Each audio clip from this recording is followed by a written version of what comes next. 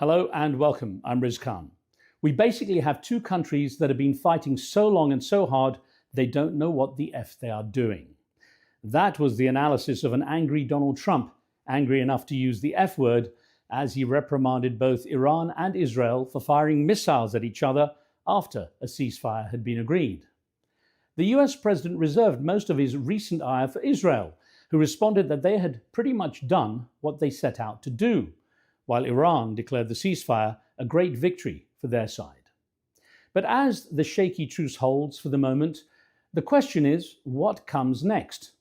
President Trump now says he does not seek regime change in Iran because he does not want to see what he calls chaos. So this leaves the question of what's next for Iran's leadership when it comes to nuclear ambitions, and what rules would they be willing to abide by, while Israel still sees Iran under the Ayatollah's leadership as an existential threat. Well, across the world, the media is vigorously debating what turned out to be the biggest military confrontation between the two foes. It has for now taken the spotlight off Israel's extended military campaign in Gaza, where civilians continued to die while trying to reach food aid and supplies. But many are still questioning what the recent hard line Israel has taken against its foes has done to its image. One relatively young activist based in the USA is keeping up the pressure to support Israel while calling for the fall of the Iranian leadership. British-born Elica Le Bon, who describes herself as non-Jewish, pro-Israel and against Iran's religious regime, has garnered quite a large social media following as she actively speaks up on recent issues. As I caught up with her, Elica gave me some perspective on why she feels so strongly about her causes. Elica Le Bon, thank you for joining the show. Now, I've got to start by asking, when you call yourself a daughter of Iran, what exactly do you mean by that? I think just this is a term that's used by a lot of Iranians, especially Iranian dissidents, like Tumaj, the rapper, for example, who was sentenced to death for rapping, calls himself the son of Iran or a son of Iran. So it's kind of the idea that we're all children of Iran, the sons and daughters of Iran, and it's sort of our duty and responsibility to protect her. Have you ever spent any time in Iran? I went a few times. I went when I was a child, when I was about 5 or 6 years old, and then maybe again when I was around 10, 11, 12. I went only once in adulthood. That was about maybe 10 years ago or so. And I really didn't want to go. But my mum really wanted me to go, and she sort of booked a ticket against my will. So it was a little bit of a contentious situation between us. And I just told her it was going to be, I mean, this was before I had started speaking up, so I wasn't worried about my safety or anything, but it was a very sensitive issue for me because I didn't want to go to Iran and see it in the condition that it is under the mullahs. I knew that I would be very emotional. I knew I would be very traumatized and upset about it, which I was. And that was the last time that I went. Now, I know from many of the interviews you've done and articles about you that your family suffered quite a lot at the hands of the current Iranian regime, and your mother was even in prison for a while. And I know that much of your knowledge of the country comes from the stories they tell you, particularly your mother. Now, what chance is there that your view of the country and your angle on it is shaped by that rhetoric, and that perhaps because of that, there's not a lot of room to see it in any other way? I mean, I think, at the end of the day, this is a story that has affected millions and millions and millions of Iranians. This is not an isolated incident. This is a situation that any Iranian that you meet nowadays, you're going to find that they have either immediate or extended family that have either been executed or tortured by the Islamic regime. And so I think this idea that, this is sort of an isolated experience, or, several traumatized Iranians are just allowing this to sort of shape their perspective, it's not really gaining a sense of the bigger picture, which is that Iran in itself is sort of an anomaly where you have masses, the majority of the population that are against the regime, precisely because they've all had this personal experience. And so, yeah, in one way you could say, well, maybe you're just a person whose family have had such an experience, and that's why you see it this way. Sure, but you're also going to have to apply that to about 80% of Iranians, and that's why that does actually form the general perspective of the Iranian people. Now, many of the introductions to interviews you do and articles about you describe you as a non-Jewish pro-Israeli activist. Why not an anti-Iranian regime activist? Yeah, I mean, that's how they choose to label me. I don't know. I can't control how they label me. But I think, I think my interest in Israel is linked to the similarities that I've seen between what happened to Iran and what's happening to Israel now. Obviously in 1979, the mullahs came to Iran by way of a revolution, which is, sometimes referred to more accurately as a coup. And that revolution brought in the proxies of the regime, including Hamas, Hezbollah, and the Houthis. So what I see happening in Israel now, where you have these sort of Islamist insurgent groups that are attacking Israel and at the same time claiming to be the victims, claiming to be acting in resistance, for example, that is something that is very similar to what we were seeing in Iran before 1979. Before 1979, you were seeing this crackdown of insurgent communists and Islamists. And these weren't people that just had a different opinion. These were people that were bombing Iran. These were people that were attempting assassinations. And, if you look at the way the Iranian regime pre-1979 was cracking down on these insurgents, it was not even close to the extent that other countries were cracking down on communism. We have to remember this was during the Cold War. But Khomeini's propaganda turned that into, the Shah being this brutal dictator that's killing everybody. The story was reversed. It made the Islamists the victim in the story. And so when I see that same story happening to Israel, this to me is just the same propaganda that only leads to a second and third and fourth and fifth Islamic Republic. And indeed, Nasrallah himself said out of his own mouth that the objective was to turn Lebanon into a second Islamic Republic. So when I can see that there's a clear thread here, and the clear thread is spreading the Islamic Republic's influence and ideologies across the Middle East, of course I'm going to be opposed to it. Whether that means standing with Israelis or Lebanese or Gazans or Yemenis, it doesn't matter. It just means that we have to be united against the same threat. Is it possible to be pro-Israeli without being anti-Iranian regime, or are the two just too closely tied together? I don't think that there are many people who are pro-Israel. Yes, no, that most people are pro-Israel and anti the Islamic Republic. I think the question is, there is a sort of coalition of people that are anti-Islamic Republic, but also anti-Israel. Is that the line? Okay, yeah. So there are certain people that say, this regime is bad and the regime in Israel is bad. And, all of these players and actors are bad. And so we shouldn't side with any one against the other. And that's fair. Everyone's entitled to their own opinion. I think personally, because this is a fight against a common enemy, I don't think that it's meaningful to not take a stance against the proxies of the regime while claiming to be against the regime itself. I don't really fully understand how that works. If you are against the regime that's committing domestic and regional terrorism, how can you be neutral or apathetic to what its proxies are doing in the region? Now, that doesn't mean that you necessarily give Israel carte blanche to do whatever it wants and says, well, we're all fighting a common enemy, so they can, go as far as they want. Obviously, there are red lines. Obviously, there are ethics to consider. But I think in general, the question is, what is being fought here? And if it is the Islamic Republic and its proxies, I feel like there's a clear ideological through thread in being consistent with support in that case. Now, there are those who believe that Iran is not the existential threat that Israel portrays it to be to its existence, and that this is simply an excuse, a reason to be able to target it and to attack it. How do you respond to that perspective?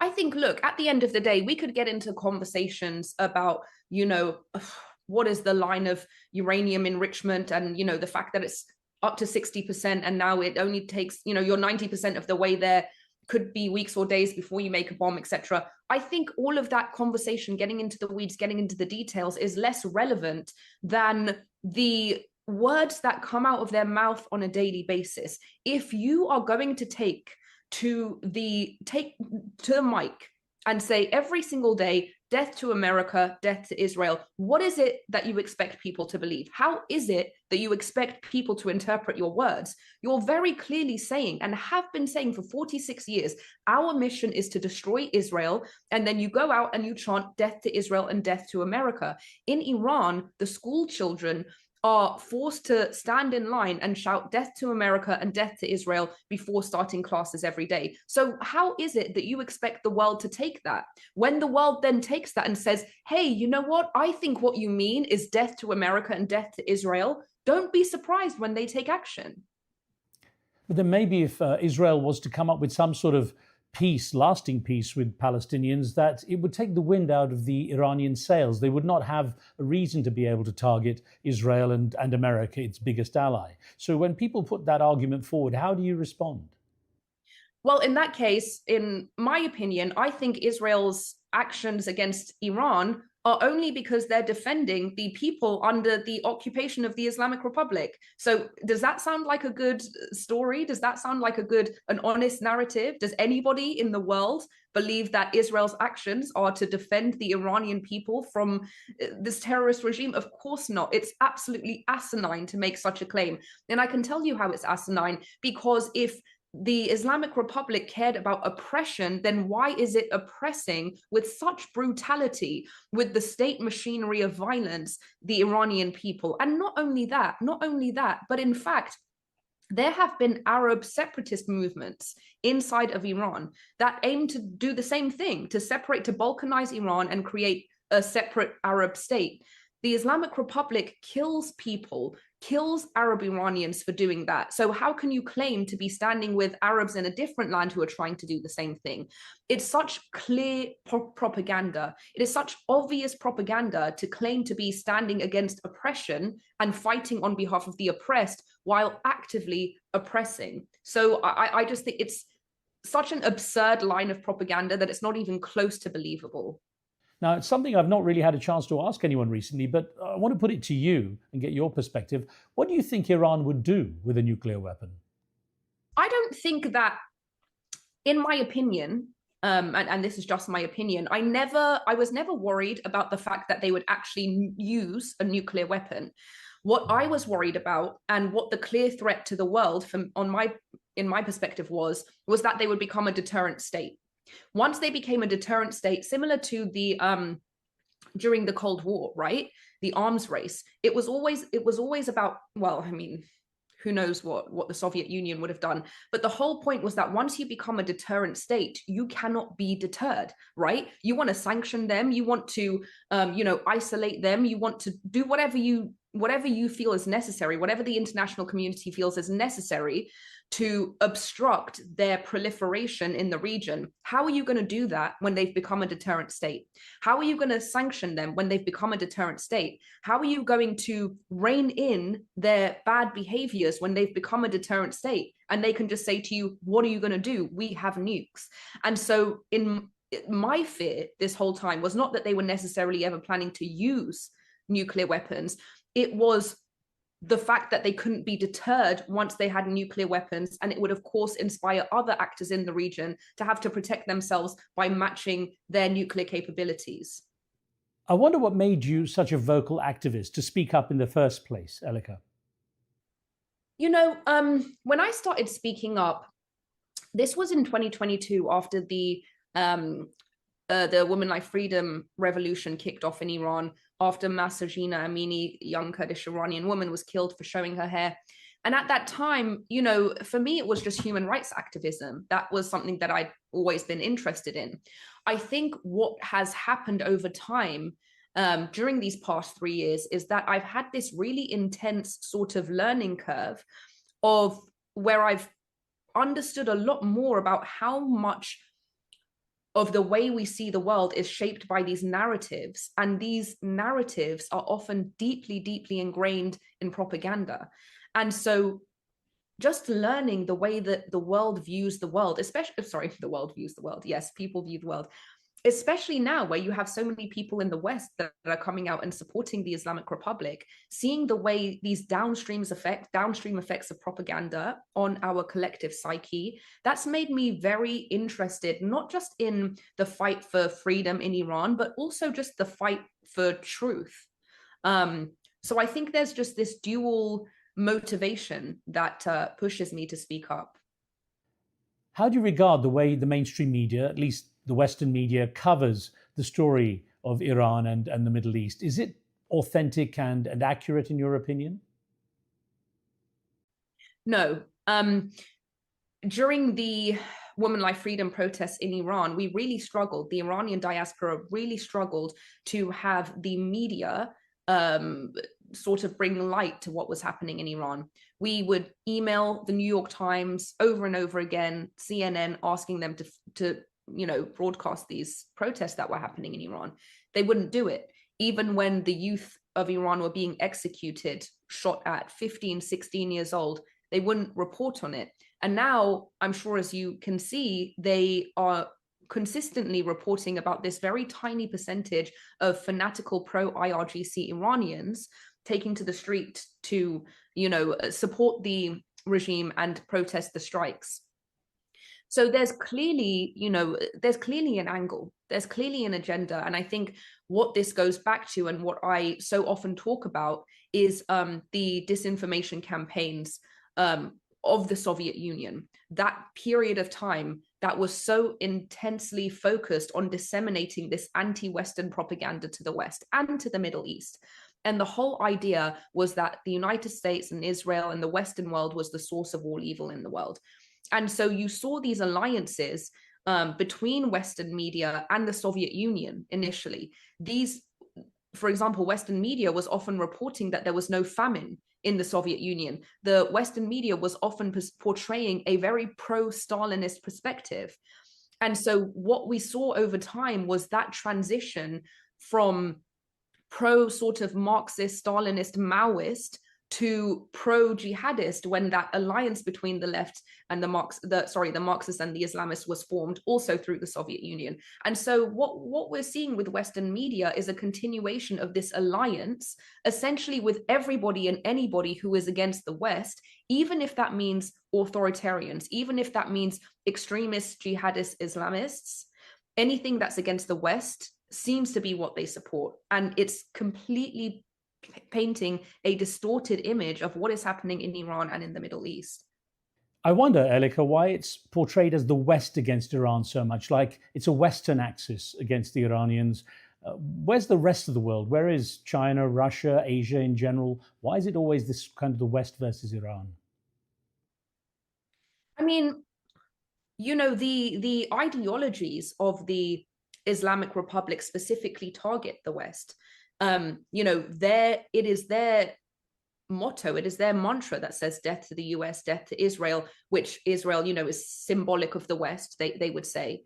And so because their entire ideology is built around opposing the West, what they call anti-imperialism, anti-Western imperialism, it's sort of, generated by their ideologies themselves. So I can't see why any other parts of the world would take what they do personally when they seem to be going directly after the West. Well, of course, if it's always portrayed as the West against Iran, it's always going to be that animosity, a constant downward spiral. Mm-hmm. So then I guess if there could be some kind of rapport, that West against Iran cycle could be broken. No, I don't think so, because you have to look at what is at the core of each side's ideology and motivation. You're talking about in the West, you're talking about liberal democracies. What they support is, liberal democracies are not perfect, by any means not perfect, but they are systems that work for human beings, essentially. Then what you have on the other side with the Islamic Republic is not an ideology that is about improving the life of its people. It's not about improving anything, and it's not about working in service of anyone. It is about the proliferation and expansion of their ideologies, which are about domination and power and control. So if that is at the core of their ideology, if the core of their ideology is that we must dominate, how can it find peace with the thing that it's competing with, right? Whereas from the Western perspective, the Western perspective can find peace. It can find peace with Iran, with this government or another government, because there's nothing opposing them from establishing peace. So the question about whether these two sides can have peace with each other, one side can have peace, but the other side doesn't want peace, because the existence of that thing is antithetical to everything that they're motivated by. We, of course, live in a very divided world, and you're out there in the media and online. How do you find you're regarded as a very pro-Israel activist in terms of both supporters and detractors? You know, you said it right. This is a very, very polarized world. Unfortunately, this isn't one of those situations where, I mean, in general, people don't tend to lean towards nuance and balance and these kind of things. Most people tend to think in quite black and white terms.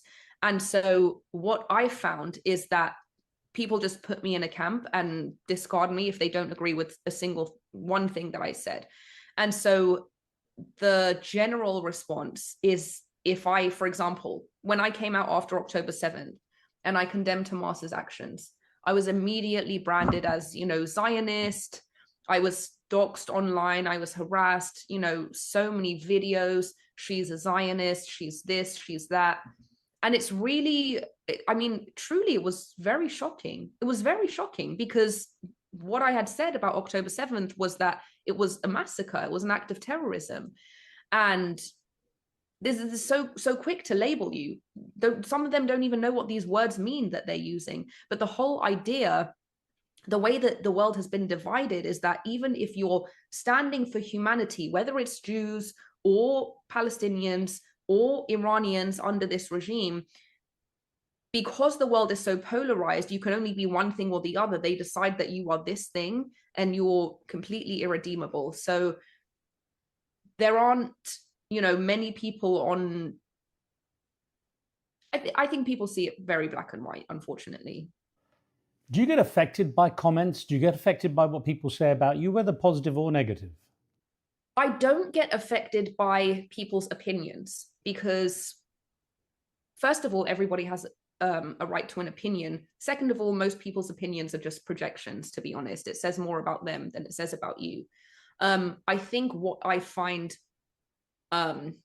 problematic is smears, when people create smears and rumors and say things like, she's a Mossad spy, she's an IRGC spy. These are actually very dangerous. And I think it sort of taps into that thing that is such an affront to me, which is untruth, right? It's not true. And so in terms of people's opinions, it doesn't bother me at all. I just block them or whatever. But in terms of distortions and smears, I think there's just unethical behavior. And that, I don't like that. You get threats as well? Yeah. And you can handle those? I mean, it would be weird if I wasn't getting threats, It's sort of occupational hazard. So, I mean, it's not fun, it's not easy, but, the whole point of, if what we are fighting for is the values of liberal democracies, meaning free speech, we have to practice the values that we want to maintain and not be inhibited by threats that really would gut the values of liberal democracies, gut free speech. So I'm very mindful of that. Now, I've read that being out there and being very vocal in your opinions, that you've been the target of Iranian cyber attacks and cyber manipulation to disparage your character. What sort of stuff has been out there? Yeah, I mean, it happens so many times where, you go on to X or Twitter and you just see a whole bunch of accounts that are, 0 followers, 0 following, and they've all sort of copy and pasted the same message with some type of smear, or I don't know. And then other times, I've received direct threats via email, for example, saying, watch what you eat, or, we know where you live, watch yourself when you're walking around in the streets. I've reported the threats, and that's as much as I can do. It's interesting you said a short while ago about terminology, how people, call you Zionist and so on. There's been some discussion, at least in the public fora, about how anti-Semitism has become a word that is kind of used all the time, and it often is confused with the whole idea of Zionism. And there are a few kind of academics, including people like Professor Norman Finkelstein, who say things like anti-Semitism has become a weaponized word, and it's used, as a way to kind of as an excuse often for many things. How do you regard that view? Well, I think, first of all, Norman Finkelstein is a person who said that the Houthis deserve a Nobel Peace Prize. So I wouldn't take what he says very seriously.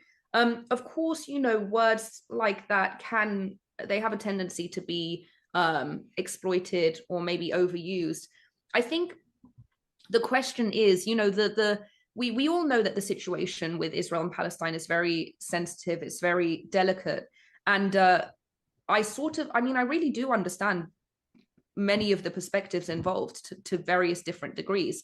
But when people talk about anti-Zionism, for example, and they talk about the fact that Israel doesn't have the right to exist, just as at the most basic level, the basic premise being that Israel does not have the right to exist, but they do believe that, other countries have the right to exist, Muslim countries have the right to exist, countries that were founded on colonialism and imperialism have the right to exist. You sort of whittle it down to the common denominator, and it's like, okay, so you only think that the Jewish state doesn't have the right to exist.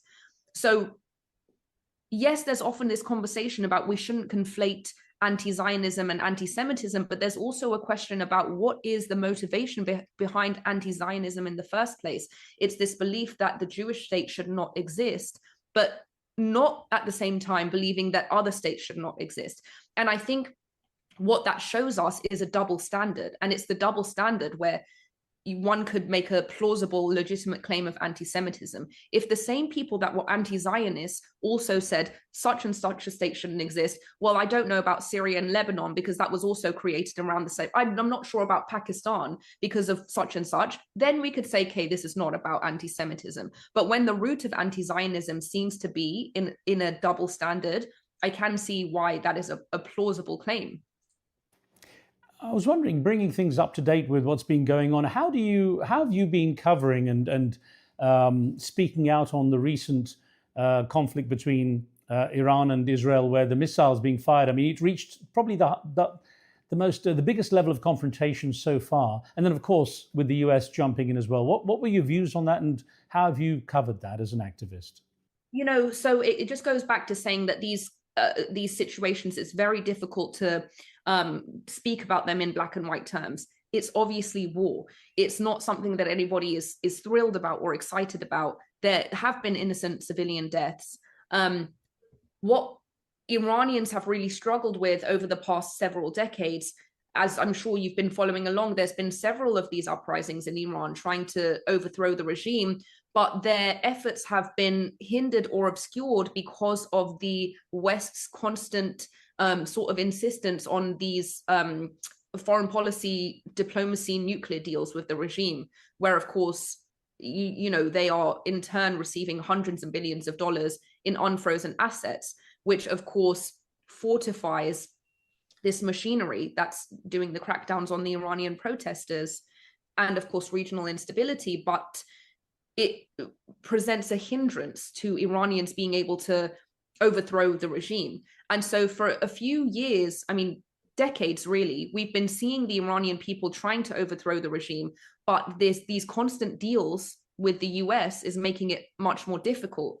And so I think where we arrive at this situation where there are targeted strikes on the IRGC, even though Iranians are in a state of war, which is obviously terrifying and not anything anybody is excited about, there is this sort of double-edged sword where there's a hint of optimism that maybe these strikes would weaken the regime in such a way that their efforts when they go back out into the streets to try and topple the regime are much more likely to be successful because of that weakening.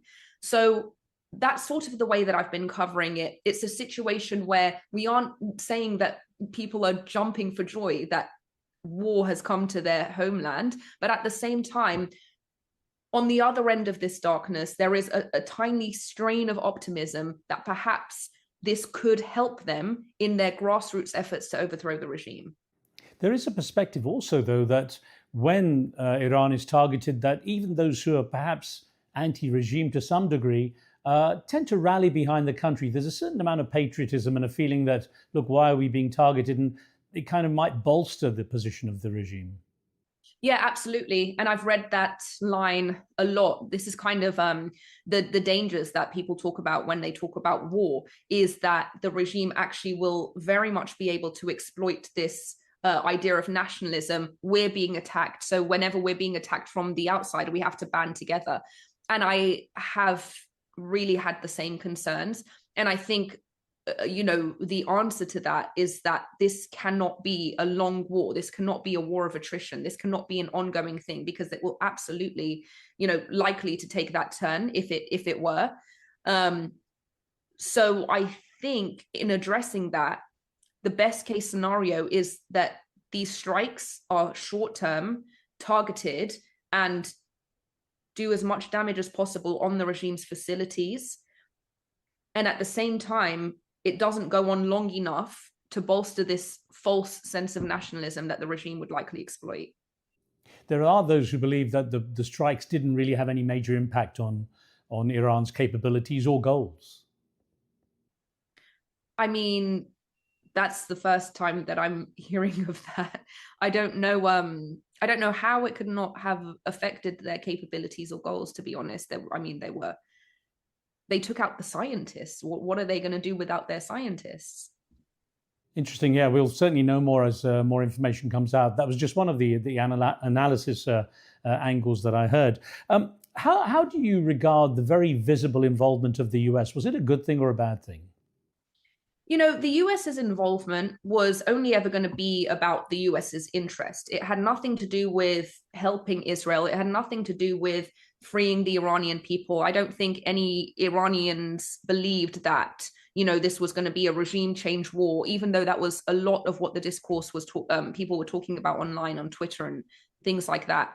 I think it was very clear that the US was going to do only what it said that it was intending to do, which is to strike those nuclear facilities. And that's exactly what they did. I think the perspective of Iranians in terms of the US involvement was, even though this is not a war to liberate the Iranian people, I wonder if there is an incidental liberation to come out of this. I wonder if the US's involvement alongside the Israeli strikes would incidentally lead to this liberation through weakness. So in my perspective, I don't think that the US's strikes on Fordo, on those nuclear facilities, is really going to be that much of a significant difference in terms of the regime's overall strength, because you're just talking about the nuclear threat to the rest of the world, which really has nothing to do with the threat that the regime posed internally, domestically.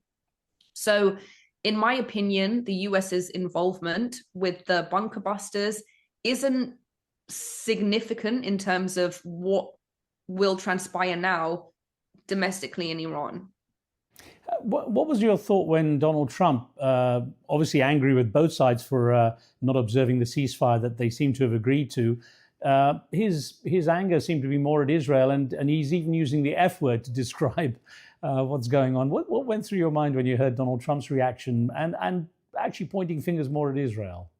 I think, Trump tends to sort of do that. He did a similar thing with Zelensky, where, he seems to sort of crack down more on the side that he's actually on in order to sort of appease the enemy in the conversation. I think that Trump knows what he's doing for the most part. I think that after those strikes, he obviously was going to become a huge target and a huge enemy in the eyes of the Islamic Republic. So I thought that was his sort of way of appeasing them by saying, look, now I'm going to go and tell off Israel. I think it's very strategic. I think he very much knows what he's doing. So he does say things like, no one knows what I'm going to do. Even I don't know what I'm going to do. Now, do you think that Donald Trump is a force for good when it comes to the conflicts in the Middle East? I'm talking about the broader Middle East. Or is he potentially a maverick who could create more chaos? I think Donald Trump is a wild card. That's the way that I see him.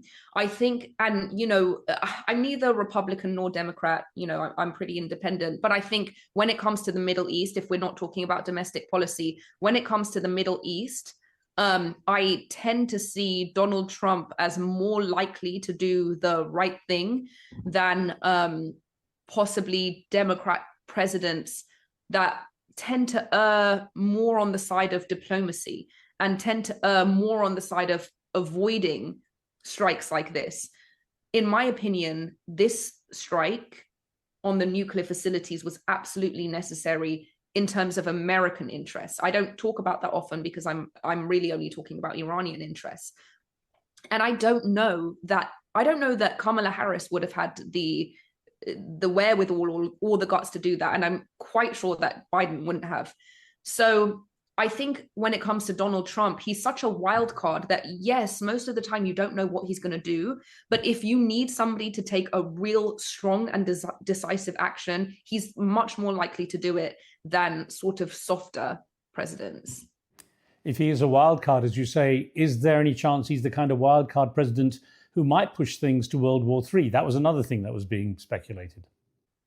But that's exactly, the sort of double-edged sword of being a wild card. It's a wild card that takes huge risks, but, those risks could obviously go in the direction of World War III. I think if it were to go to the direction of World War III, that would be a situation where you sort of see the Islamic Republic striking, US bases in the Middle East, and then the US strikes back, and then everybody else gets involved. I think we all sort of knew that the Islamic Republic was not going to do that. I think we all sort of knew that this was just puffery. The threats, the death to America, death to Israel, all of this was just puffery.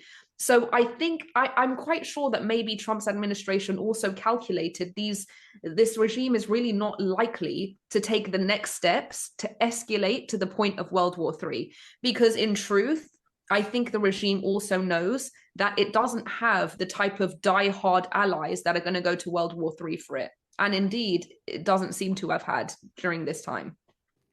Elica, I want to touch on one thing, obviously, that's out of the limelight or out of the spotlight for the moment, is the situation in Gaza. Now, of course, for a lot of people, Israel lost a lot of respect, or at least a lot of support, because of what's been going on in terms of Gaza being pretty much flattened. More than 56,000 people killed, many women and children. I think 131,000 at the latest count, injured, and 10,000 missing, possibly buried.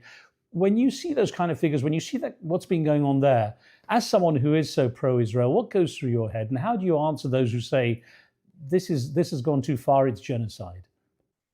From the very beginning, from 2022, when I started speaking out, I have had the exact same position, and my position hasn't moved. Back then in 2022, there was not even a conversation about Israel. I had the same line, and it's the same line that I say to this day, which is that terrorists put everybody's life at risk.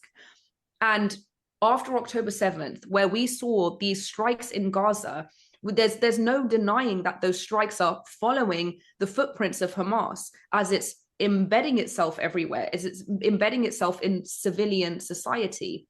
And so regardless of whose side people stand on, whether they stand with Israel, whether they stand with Palestine, there's no denying that in each of these circumstances, having a terrorist regime embed itself in the civilian population is bringing harm to the civilians. It's the same way that, Gazan refugees who are going from Iraq to Kuwait to different places in the world, and having Hamas or just any jihadist group follow them is leading them to being kicked out of those countries.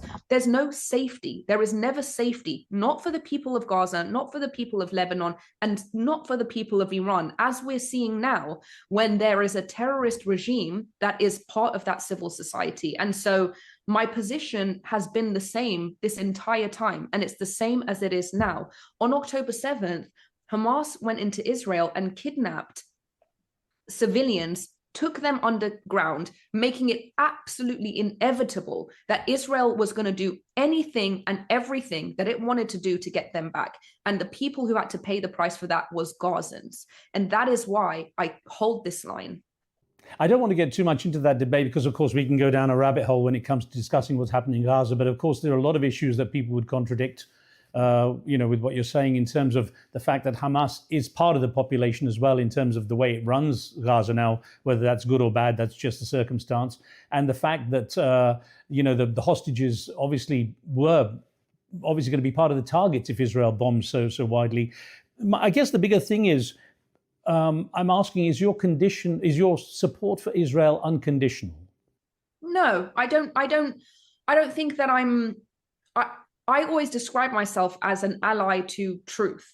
That is it, an ally to humanity. In this circumstance, my perspective is that the existence of Hamas, or the existence of an antagonizer that makes it their ideological mission to destroy the other side, is going to bring about destruction to the people of that land. That is not just my perspective. I think that's pretty much objectively true, as we've witnessed over the past several years.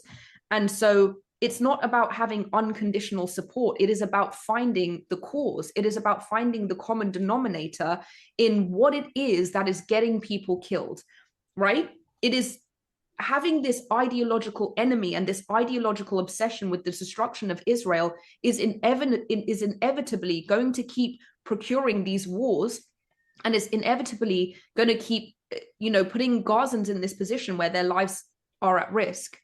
And so it isn't about having unconditional support for Israel. It is about finding the cause of the conflict between these two sides, and knowing that if that is eliminated, that being the, fixation on destroying Israel, there is a much higher chance that there will be peace between these two people. I have no bias or favor to either one of those people. I have a bias or a favor towards what is true, and I have a bias and a favor towards causation.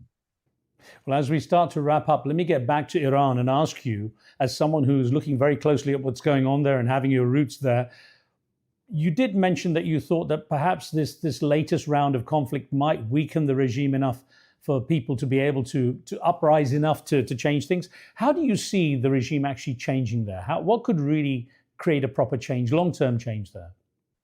Yeah, so we'll have to see what sort of happens in the coming days, because, Iranians have not had access to internet, and they've all been sort of forced to evacuate Tehran. So it's unsurprising that we haven't seen uprisings yet.